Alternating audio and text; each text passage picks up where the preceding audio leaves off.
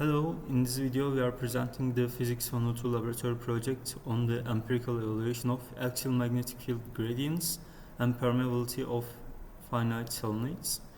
The main objectives of our experiment will be to plot the magnetic field dependency along the solenoid's longitudinal axis to test the direct proportionality between magnetic field strength and current by increasing the current in small increments, to extract the permeability of free space from our plotted data, and to verify if the magnetic field strength drops to approximately half of its central value at the ends of the solenoid. According to Ampere's law, the magnetic field inside an ideal infinitely long solenoid is uniform and given by the formula B is equal to mu times n times I, where n is the number of turns per unit length. Our experiment aims to see how close our finite solenoid gets to this ideal behavior. Our setup consists of an adjustable DC power supply, a digital multimeter in ammeter mode to track the current, and a Hall effect magnetic field probe. First, we measure the center magnetic field while incrementally changing the current.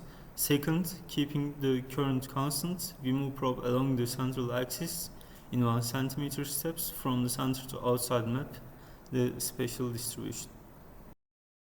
For the experimental process, we first connected the DC power supply, the solenoid, and the multimeter in series to form our circuits. Then we split our data collection into two main steps. First, we placed a calibrated magnetometer application on a smartphone right at the geometric center of the solenoid.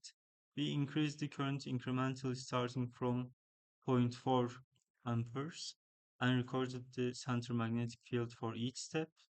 Second, keeping the current constant, we used a ruler to manually slide the phone away from the center in precise 1 centimeter steps all the way to outside, mapping how the magnetic field changes along the axis.